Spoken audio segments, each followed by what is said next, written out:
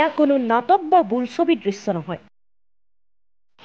ৰজাৰ শীত-তাপ নিয়ন্ত্ৰিত গাড়ী অট্টালিকা। প্ৰজাৰ ঘৰ হৈ পৰিছে ৰাজহুৱা শৌচাগাৰ।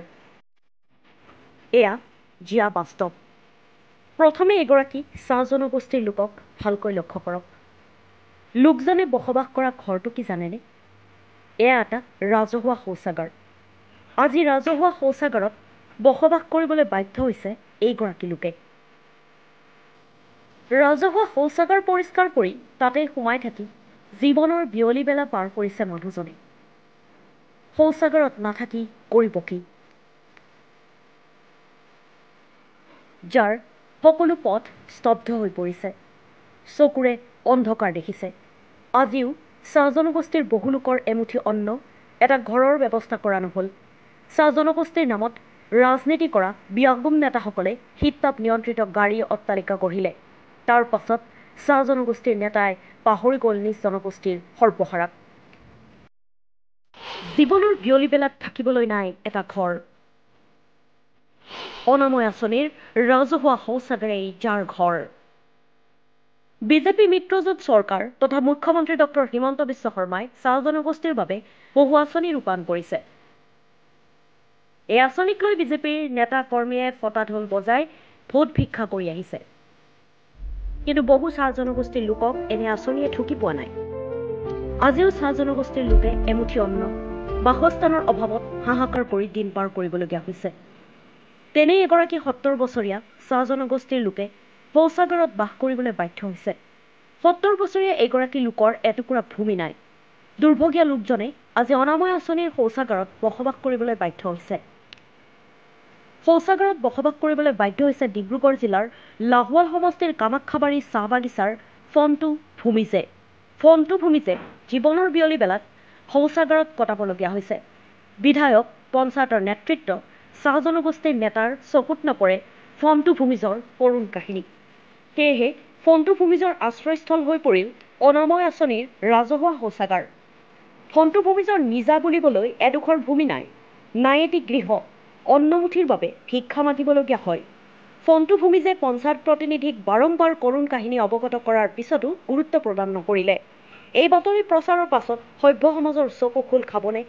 জনপ্ৰতিনিধি, দল সংগঠনে ফণ্টু ভূমিজৰ বাবে আৱাসৰ ব্যৱস্থা কৰিবনে? কোনোৱে ফণ্টু ভূমিজক অন্নমুঠিৰ যোগাৰ কৰি দিবনে? এয়াই এক বৃহৎ প্ৰশ্ন। কথা বতৰা নকৰোঁতে গলাটো বঠি গৈছে। হয়, কি নাম আপোনাৰ? ফণ্টু। ফণ্টু কি লিখে? ভূমিজ। কিমান দিনৰ পৰা আছে ইয়াত? এতিয়া 1 সাল হৈ গ'ল ইয়াতে থকা। ইয়াত থকা। আগতে ক'ত আছিলে? আগতে সুন্দৰপুৰ। তাৰ পৰা ইয়াত আহে? ইয়াতে। এতিয়া খোৱা বোৱা কি কৰে? যোনে তোনে দিয়ে। আপোনাক চৰকাৰে একো নাই দিয়া? একো নাই দিয়া। বিচাৰিছিলে নাই? এই ব্লকৰ পৰা লিখাইছিলোঁ যে এই মোৰ লগৰীয়াবিলাক টিং ফিং পালে আৰু মোৰ নামে ঠেকনা নাই।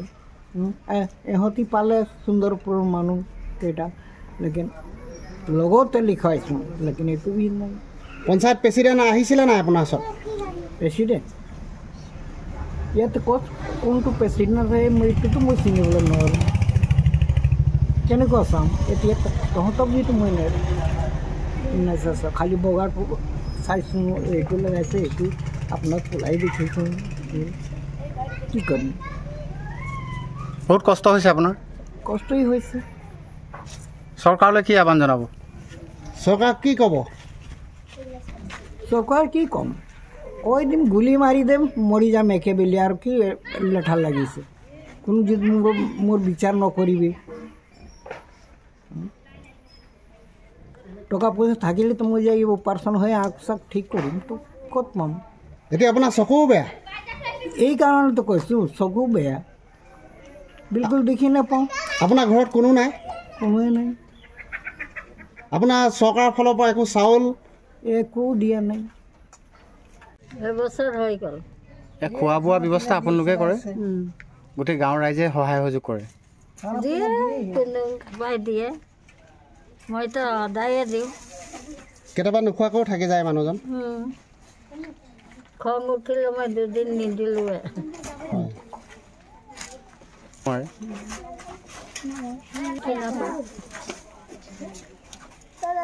এনেকৈ থাকে নেকি তেওঁ অঁ এনেকৈ আহে লাঠি লৈ লৈ ইয়াত সোমাই অকণমান কিজান দেখি পায় চৰকাৰলৈ কি আহ্বান জনাব কি জনাম মইতো কাম ধাম নকৰোঁ মই তথাপিও ইয়াক দিওঁ এসাঁজ খাবলৈ নিউজ 6 ৰিপৰ্ট টা কাষ্টডিয়ান